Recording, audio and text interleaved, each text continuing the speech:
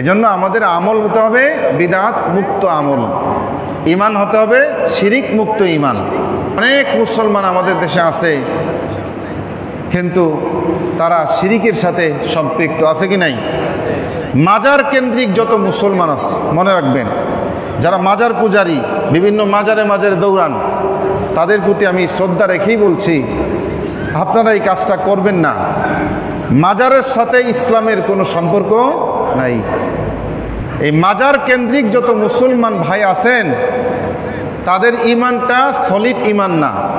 আমাদের দরকার সলিড ঈমান, যেই ঈমানের মধ্যে কোনো শিরিক নেই। রাসূল করিম সাল্লাল্লাহু আলাইহি ওয়াসাল্লাম বলেছেন, আখলিস দীনাকা ইয়াকফিকাল আমালুল কলিল। রব্বে করিমের দরবারে লাখো কোটি শুকরিয়া জ্ঞাপন করছি, যিনি আমাদেরকে একটি সম্মানিত মাসের দিকে ধীরে ধীরে নিয়ে যাচ্ছেন নেক আমলের সাথে, ঈমানের সাথে। এই জন্যে মালিকের দরবারে শুকরিয়া আদায় করছি, আলহামদুলিল্লাহ। আল্লাহ সুবহানাহু ওয়া তাআলা এই উম্মতে মুহাম্মাদিকে হায়াত দিয়েছেন কম, কিন্তু আমলের সুযোগ দিয়েছেন অনেক বেশি, অফুরন্ত। এবং এমন কিছু আমল, স্পেশাল কিছু আমল আল্লাহ তাআলা আমাদেরকে দান করেছেন, স্পেশাল কিছু সময় দিয়েছেন, যে সময়ের মধ্যে আমল করলে আল্লাহ তাআলার সন্তুষ্টি অল্প সময়ে অনেক বেশি পাওয়া যায়, সওয়াব অনেক বেশি হয়, কাজ কম কিন্তু বিনিময় বেশি। রাসূল করিম সাল্লাল্লাহু আলাইহি ওয়াসাল্লাম হাদিসের মধ্যে চমৎকার একটি দৃষ্টান্ত দিয়েছেন, যে হযরতে মূসা আলাইহিস সালামের উম্মত যারা ছিল এবং হযরতে ঈসা আলাইহিস সালামের উম্মত এবং উম্মতে মুহাম্মাদি, মুহাম্মদুর রাসূলুল্লাহ সাল্লাল্লাহু আলাইহি ওয়াসাল্লামের উম্মত, এই তিনটা উম্মতের উদাহরণ দিয়েছেন। হযরতে মূসা আলাইহিস সালামের উম্মত অনেক দীর্ঘ হায়াত লাভ করত, বেশি বেশি হায়াত তারা পেত। তো আল্লাহর হাবিব বলেন, এই তিনটা জাতির উদাহরণ আমি দিচ্ছি, যে এক ব্যক্তি সকাল থেকে একদল শ্রমিক নিয়োগ করেছে কাজের জন্য, যে বিকাল পর্যন্ত কাজ করলে তোমরা 10 টাকা পাবা।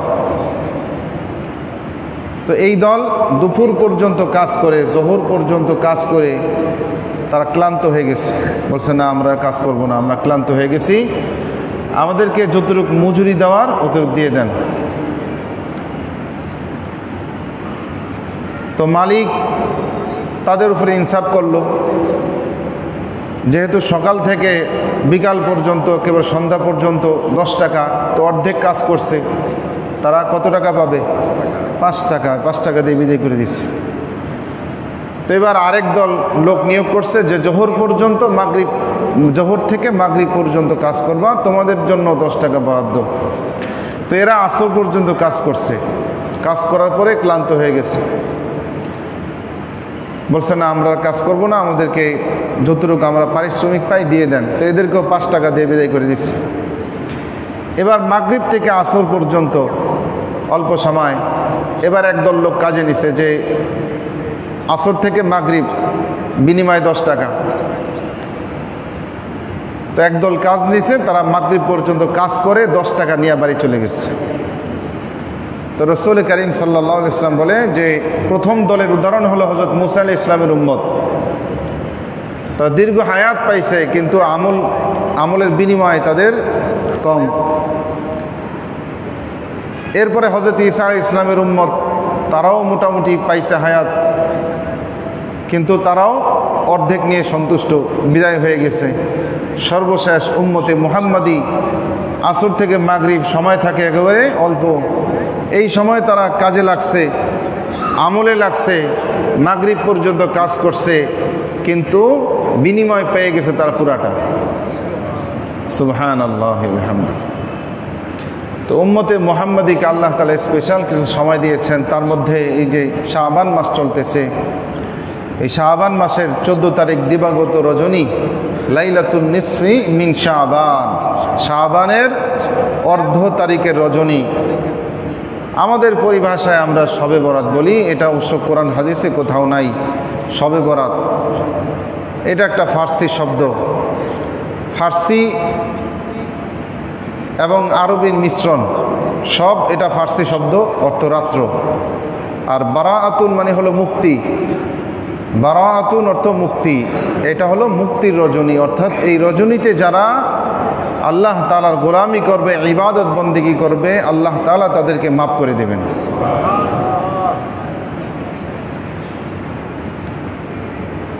এটা হাদিসের মধ্যে এসেছে, একাধিক হাদিস এসেছে। রাসূল করিম সাল্লাল্লাহু আলাইহি ওয়াসাল্লাম আম্মাজান আয়েশা রাদিয়াল্লাহু তাআলা আনহার ঘরে ছিলেন। হঠাৎ তিনি ঘুম থেকে জাগ্রত হয়ে দেখলেন যে আল্লাহ রসুল, এক হাদিসে আসছে যে আল্লাহ রসুল পাশে পাই নাই, খুঁজতে খুঁজতে বাকি কবরস্থান, মদিনার পাশে যে কবরস্থান আল বাকিউল গারকাদ, আমরা বলি জান্নাতুল বাকি, আসলে এটার নাম হলো বাকিউল গারকাদ, অর্থাৎ বাকি কবরস্থান। এখানে গিয়ে আল্লাহ রসুলকে পেলেন। তিনি উম্মতে মুসলিমার জন্য, সাহাবায়ে কেরামের জন্য আল্লাহ তাআলার কাছে দোয়া করতেছেন, মাগফিরাত চাচ্ছেন। অন্য হাদিসে এসেছে যে আল্লাহ রসুল এরকম আম্মাজান আয়েশা দেখতেছেন ঘুম থেকে উঠে, হয়তো এটা আরেক বছরের ঘটনা হবে, যে আল্লাহ রসুল নামাজ পড়তেছেন, দীর্ঘ সেজদা দিয়ে আল্লাহ তাআলার কাছে কান্নাকাটি করতেছেন, দোয়া করতেছেন। তো আম্মাজান আয়েশা রাদিয়াল্লাহু তাআলা আনহা জিজ্ঞেস করলেন, ইয়া রাসূলুল্লাহ, আপনি তো এত দীর্ঘ সেজদা, লম্বা সেজদা কখনো দেন না, আজকে দিলেন, কারণ কি? তো রাসূল করিম সাল্লাল্লাহু আলাইহি ওয়াসাল্লাম বললেন, আয়েশা তুমি কি জানো না, আমা আলিমতা হাদা লাইল, এই রাত্র সম্পর্কে তুমি কি জানো না, এটা হলো লাইলাতুন নিসফি মিন শাবান, শাবান মাসের অর্ধ তারিখের রজনী। এই রজনীতে আল্লাহ সুবহানাহু ওয়া তাআলা বনি কালবের, মদিনার মধ্যে একটা গ্রাম ছিল বনি কালব, সেখানে মানুষ বেশি ভেড়া পালতো, আর ওই অঞ্চলের ভেড়াগুলোর লোম ছিল অনেক বেশি। তো বলছে যে বনি কালবের যে ভেড়া, এই ভেড়ার যত পশম আছে এর চাইতে অধিক সংখ্যক মানুষকে আল্লাহ তাআলা মাফ করে দেন। অন্য হাদিসে এসেছে যে 3 ব্যক্তি ব্যতীত আল্লাহ তাআলা সবাইকে মাফ করে দেন। 1 নম্বরে মুশরিক, যে ব্যক্তি শিরিক করে, আল্লাহ তাআলার সাথে অন্য কাউকে শিরিক করে। নাম্বার 2, যে ব্যক্তি মদ পানি অভ্যস্ত, মাদকে অভ্যস্ত, শুধু মদ না, মাদকে অভ্যস্ত যে ব্যক্তি। নাম্বার 3 হলো ওই সন্তান যে মা বাবার অবাধ্য, এই মা বাবার অবাধ্য সন্তানকে আল্লাহ তাআলা মাফ করেন না। অন্য হাদিসে এসেছে মুশাহিন, যে ব্যক্তি ভাইয়ে ভাইয়ে হিংসা বিদ্বেষ করে, এক মুসলমান ভাই আরেক ভাইয়ের সাথে হিংসা রাখে, বিদ্বেষ রাখে অকারণে, বিনা কারণে, আল্লাহ তাআলা এই ব্যক্তিকেও এই পুণ্যময় রজনীর ক্ষমা থেকে তাকে আল্লাহ বঞ্চিত রাখবেন। এজন্য লাইলাতুন নিসফি মিন শাবান, আগামী শুক্রবার দিবাগত রাত্রে, এই রজনীটাকে আমরা ইবাদত বন্দেগীতে কাটিয়ে দেব ইনশাআল্লাহ। কি রাজি আছি তো ইনশাআল্লাহ? এই রজনীকে কেন্দ্র করে সমাজে যে সমস্ত বিদআত চালু রয়েছে, কুসংস্কার চালু রয়েছে, এখান থেকে আমরা বিরত থাকব। মসজিদকে আলোকসজ্জা করা, কবরস্থান লাইটিং করা, এখানে তো প্রতি বছর হয়। অন্যান্য মসজিদের ইমাম সাহেবরা আমাকে ধরে যে হুজুর আপনার এখানেই তো হয়, আর আমি তো সবসময় বলি যে এগুলা বিদআত, এগুলা কোরআন সুন্নাহর কোথাও নাই। ইবাদতের নিয়তে এগুলা করা গুনাহ, আর এমনি এমনি করা অপচয়। অপচয়কারী কার ভাই? কি? শয়তানের ভাই। দেওয়াল লাইটিং করা, মসজিদ লাইটিং করা, এগুলো হলো হিন্দুদের সাদৃশ্য কাজ। হিন্দুদের মধ্যে একটা পূজা আছে, দেওয়ালি পূজা, নাম শুনছেন আপনারা? দেওয়ালে দেওয়ালে তারা কি করে? মোমবাতি জ্বালায়, আলোকসজ্জা করে। এটা এসেছে মূর্তি পূজকদের, অগ্নি পূজকদের সংস্কৃতি থেকে। পৃথিবীতে একটা দল আছে তারা আগুন পূজা করে। এই সংস্কৃতি থেকে হিন্দুদের আসলে তাদের ধর্ম বলতে কিছু নাই, তারা হলো কুসংস্কারে বিশ্বাসী। যেখানে যেটা ভালো দেখে ওইটারই তারা পূজা শুরু করে দেয়। হ্যাঁ, কিছুদিন আগে ভারতে এক মন্দিরের এসির পানি পড়ছে, দেওয়াল চুয়া এসির পানি পড়তেছে, কোথাও দিয়ে হয়তো লিক হয়ে গেছে। তারা মনে করতেছে এটা তাদের যে ঠাকুর সে তার আশীর্বাদ ওইটা নিয়ে মাথায় দেয়, চুমা দেয়, খায়, পানি খায়, কি একটা অবস্থা।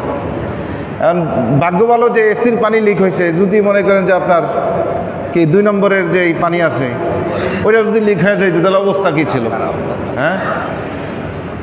তো যাই হোক, তো তারা কুসংস্কারে বিশ্বাসী। এখন আমরা সত্য ধর্ম পেয়েছি, কোরআন পেয়েছি, আল্লাহ রসুলের সুন্নাহ পেয়েছি, ওলামা ইকরামের সোহবত পেয়েছি। এখন আমরাও যদি সেই কুসংস্কারে নিমজ্জিত হয়ে যাই তাহলে তাদের মাঝে আর আমাদের মাঝে পার্থক্য রইল কোথায়?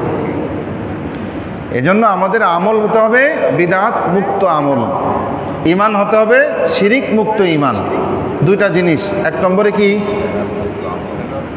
বিদআত মুক্ত আমল। নাম্বার 2 শিরিক মুক্ত ঈমান। অনেক মুসলমান আমাদের দেশে আছে কিন্তু তারা শিরিকের সাথে সম্পৃক্ত আছে কি নাই? মাজার কেন্দ্রিক যত মুসলমান আছে, মনে রাখবেন, যারা মাজার পূজারী, বিভিন্ন মাজারে মাজারে দৌড়ান, তাদের প্রতি আমি শ্রদ্ধা রেখেই বলছি, আপনারা এই কাজটা করবেন না। মাজারের সাথে ইসলামের কোনো সম্পর্ক নাই। এই মাজার কেন্দ্রিক যত মুসলমান ভাই আছেন তাদের ঈমানটা সলিড ঈমান না।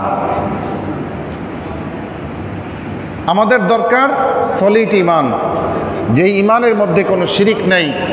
রাসূল করিম সাল্লাল্লাহু আলাইহি ওয়াসাল্লাম বলেছেন, আখলিস দীনাকা ইয়াকফিকাল আমালুল কলিল। তুমি তোমার ঈমানকে খাঁটি করো, অল্প আমল তোমার নাজাতের জন্য যথেষ্ট হয়ে যাবে। আমাদের এত বেশি আমল দরকার নাই তো, কিন্তু আমাদেরকে ঈমানটা খাঁটি রাখতে হবে আর গুনাহ থেকে বেঁচে থাকতে হবে। 10টা ইবাদত করা যেই কথা, একটা গুনাহ থেকে বিরত থাকা তার চাইতে বড় কথা। কি বোঝা আসছে? 10টা ইবাদত করলাম কিন্তু ওই যে একটা গুনাহ করলাম, ওই 10টা ইবাদত সব শেষ। আর আমি কোনো ইবাদত বেশি করলাম না, যতটুকু ফরজ অতটুকু করলাম, কিন্তু গুনাহ করলাম না, আমার নাজাতের জন্য এটাই যথেষ্ট হয়ে যাবে। এজন্য মাজার কেন্দ্রিক ভাইরা, আপনারা এই পথ থেকে ফিরে আসার জন্য আহ্বান জানাচ্ছি। রজব, শাবান এগুলা কি বরকতি মাস না? রজব মাস তো হারাম মাস, সম্মানিত মাস, কিন্তু এই রজব মাস আসলে, শাবান মাস আসলে মূর্তি পূজক, মাজার পূজকদের উৎপাত বেড়ে যায়, আছে কি নাই? সারা রাত ধরে গান বাজনা করে, ঢোল তাবলা বাজায়, আর তারা মনে করে যে তারা ইবাদত বন্দেগী করতেছে। এটা খুবই বদনসিবের লক্ষণ। কোনো ব্যক্তি যদি গুনাহ করে আর মনে করে যে আমি গুনাহ করতেছি, আমার কাজটা গুনাহ হইতেছে, কোনো না কোনো সময় গিয়ে তার কপালে হেদায়েত আল্লাহ তাআলা রাখবেন। কারণ কেউ যদি পাপকে পাপ মনে করে এখান থেকে সে ফিরে আসার চেষ্টা করবে যে না, কাজটা আমার ভুল হচ্ছে, আজ না হয় কাল আমি ফিরে আসছি। কিন্তু কেউ যদি গুনাহকে ইবাদত মনে করে, ওই ব্যক্তির গুনাহ ছাড়ার সম্ভাবনা নাই, আছে? নাই। এই জন্য বেদাতির কপালে হেদায়েত নাই। বেদাতির কপালে কি নাই? হেদায়েত নাই। তো মাজার কেন্দ্রিক ভাইরা এরা ঢোল তাবলা বাজায়, গান করে, বেপরদা মহিলা দিয়া গান করায়। আর এমন কোনো মাজার নাই, এমন কোনো ওরস নাই যেখানে গাজার কর্নার নাই। কি ভুল বললাম? ওরসের অপর নাম গাজা, ওরসের অপর নাম গাজা, ওরসের অপর নাম মাজার, ওরসের অপর নাম গুনাহ, বিদআত, শিরিক। এগুলো হলো প্রতিশব্দ। আবার ওরসের শুরুতে কি লেখা থাকে? মহাপবিত্র। মহাপবিত্র যদি ওরস হয় তাহলে মানুষের পায়খানা কি? মানুষের পায়খানা এটা ওরসের চাইতে আরো বেশি পবিত্র। মানুষের পায়খানার চাইতেও নিকৃষ্ট ওরস। এখান থেকে ভাই ফিরে আসেন আল্লাহর ওয়াস্তে, করজোর করে অনুরোধ করি। ঈমানটা খোয়াবেন না।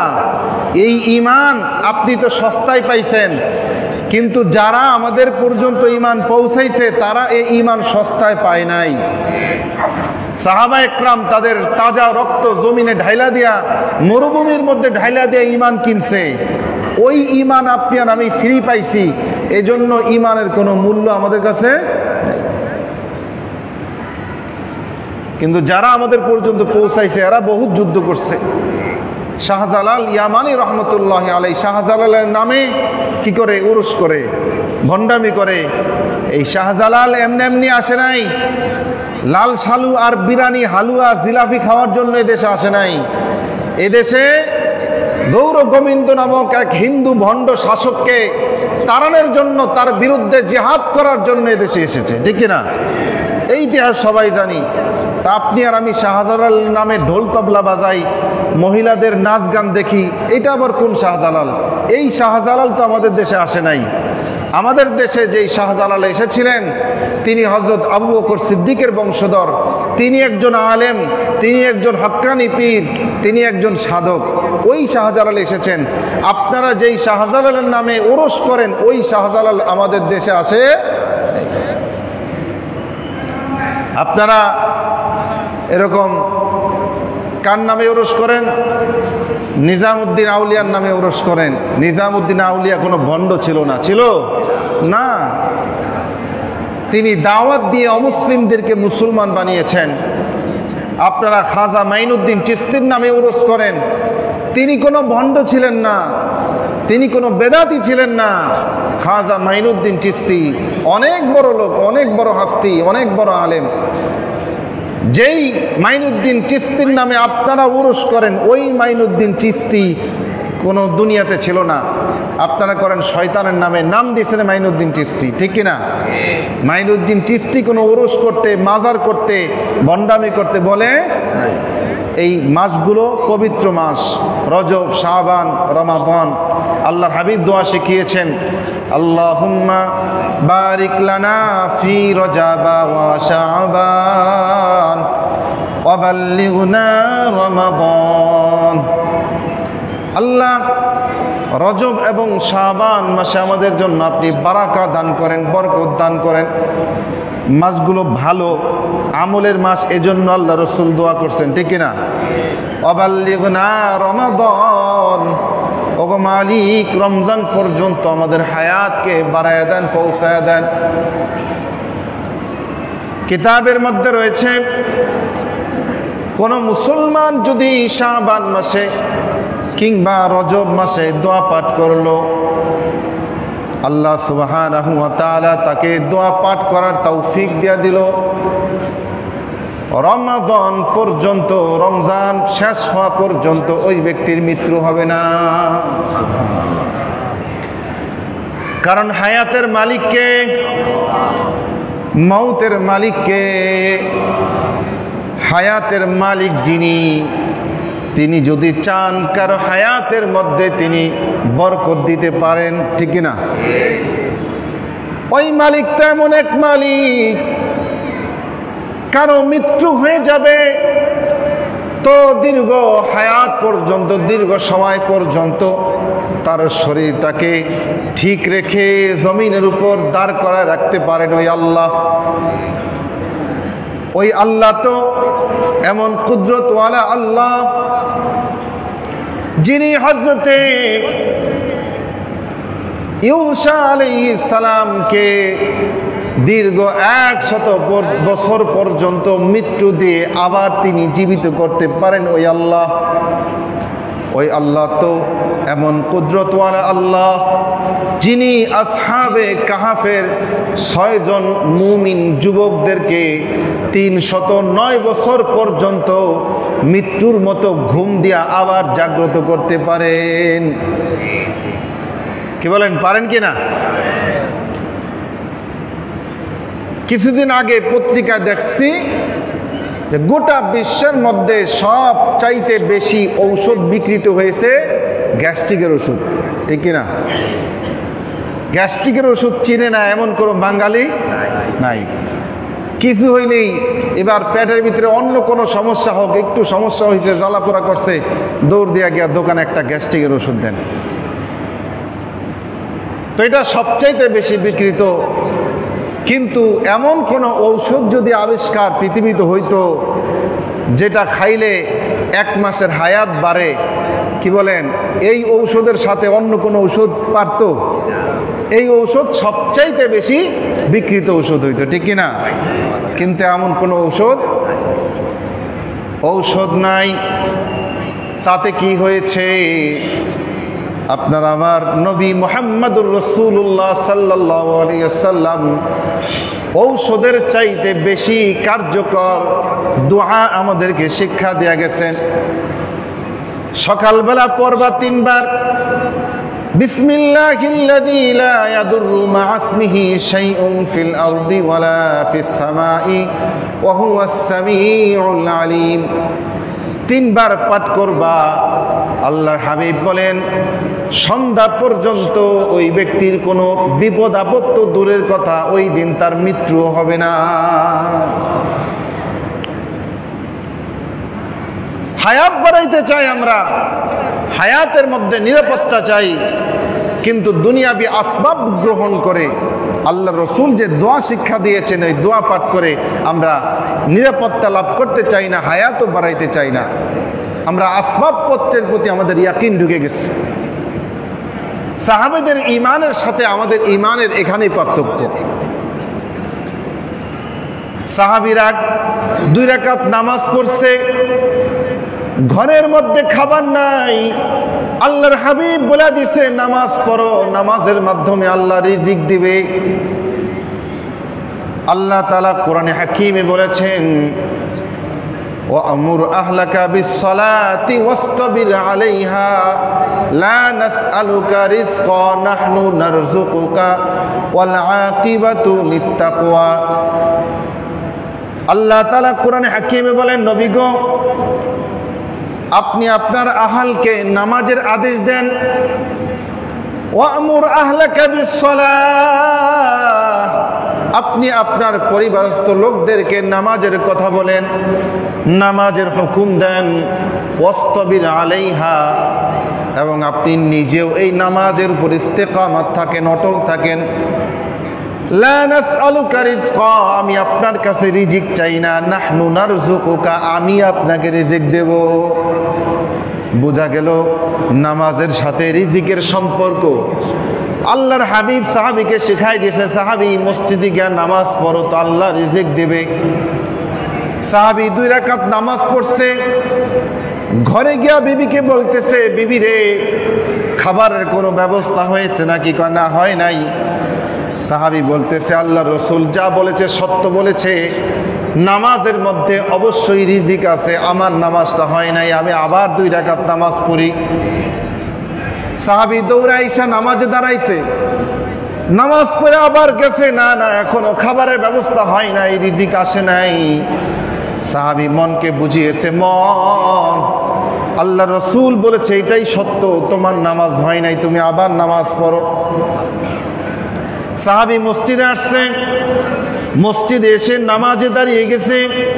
3য়বার যখন নামাজ পড়লো, ঘরের মধ্যে গিয়ে দেখে আটা পিষানোর যেই জাতা আছে, আগের জামানায় আটা পিষানো হতো, জাতা অটোমেটিক ঘুরতেছে, আর তার বিবি আটা নিয়ে পাত্র ভরতে ভরতে এখন আর কোনো পাত্র খালি নাই।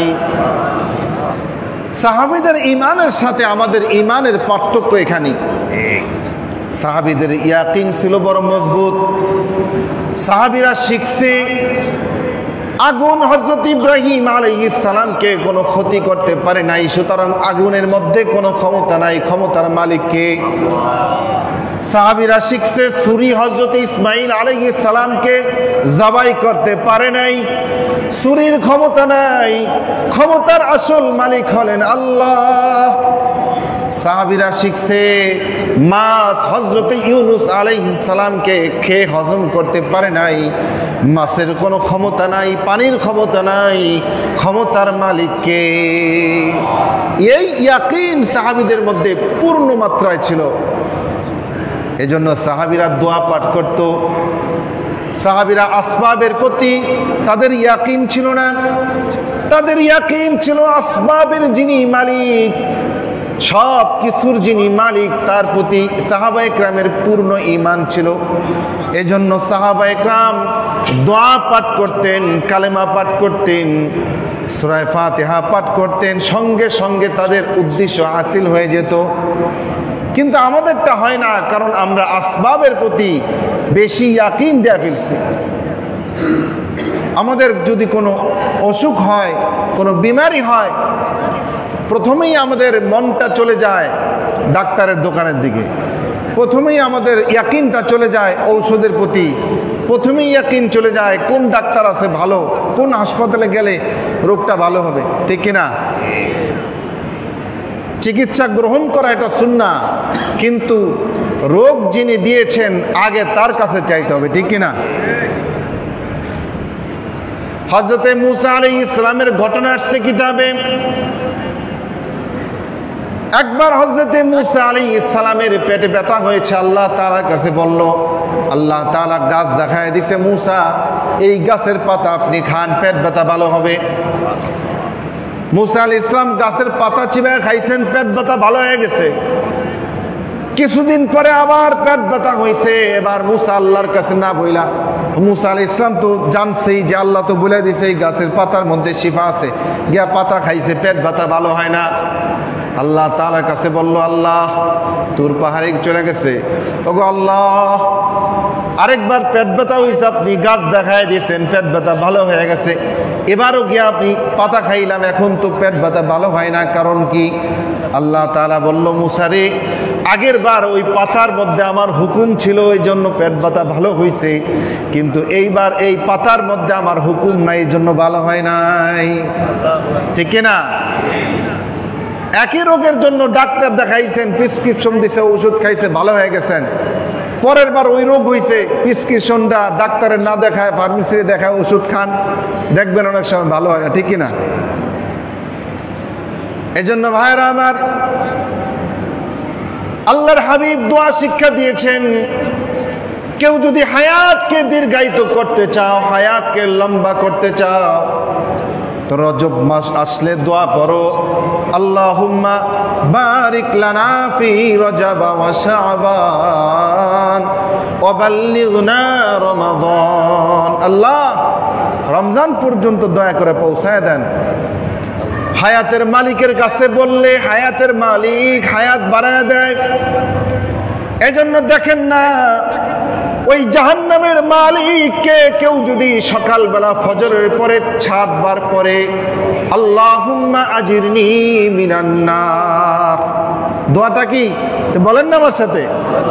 আল্লাহুম্মা আজিরনি মিনান নার, ওগো আল্লাহ ওই জাহান্নামের আগুন থেকে আপনি আমাকে বাঁচান। কেউ সকালবেলা ফজরের পরে 7 বার পাঠ করলো, আল্লাহর হাবিব বলে মাগরিব হওয়ার আগে এই বান্দা যদি ইন্তিকাল করে তো মৃত্যুর এক দরজা দিয়ে প্রবেশ করবে, আরেক দরজা দিয়ে সে আল্লাহর জান্নাতে চলে যাবে। আবার মাগরিবের পরে দোয়া পড়লো 7 বার, সকালের আগ পর্যন্ত কেউ যদি মারা যায় তো জাহান্নাম থেকে মুক্তি পেয়ে জান্নাতে প্রবেশ করে যায়। মালিকের কাছে বললে মালিক দেয়। এজন্য দেখেন না, আল্লাহর হাবিব দোয়া শিক্ষা দিয়েছেন, কেউ যদি প্রত্যেক দিন ফজরের পরে 3 বার পাঠ করে রাদিতু বিল্লাহি রাব্বান ওয়া বিল ইসলামি দীনাও ওয়া বি মুহাম্মাদিন সাল্লাল্লাহু আলাইহি ওয়াসাল্লাম নাবিয়্যাও ওয়া রাসূলা। এই দোয়া কেউ যদি সকালে 3 বার পাঠ করে আর বিকাল হওয়ার আগে তার ইন্তিকাল হয়ে যায় তো রাসূল করিম সাল্লাল্লাহু আলাইহি ওয়াসাল্লাম বলে যে ওই ব্যক্তিকে জান্নাতে প্রবেশ করায় দেওয়া আল্লাহ তাআলার জিম্মায় ওয়াজিব হয়ে যায়। মাগরিবের পরে 3 বার পড়লো, সকালের আগে ইন্তিকাল করলো, তো ওই জান্নাতের মালিক আল্লাহ ওই ব্যক্তিকে জান্নাতে প্রবেশ করায় দেওয়া তার উপর ওয়াজিব হয়ে যায়। কারণ এগুলা সাধারণ কোনো বাক্য নয়। কবরের মধ্যে 3 প্রশ্ন হবে নাকি 6টা? কয় প্রশ্ন? 1 নম্বর প্রশ্ন মার রব্বুকা, তোমার রব কে? 2 নম্বর প্রশ্ন মা দীনুকা, তোমার ধর্ম কি, তোমার দিন কি, তোমার মিল্লাত কি? 3 নম্বরের প্রশ্ন হবে মান নাবিয়ুকা, তোমার নবী কে? আর রাদিতু বিল্লাহি রাব্বা, এই দোয়া যদি কেউ পাঠ করে কত চমৎকার কথা।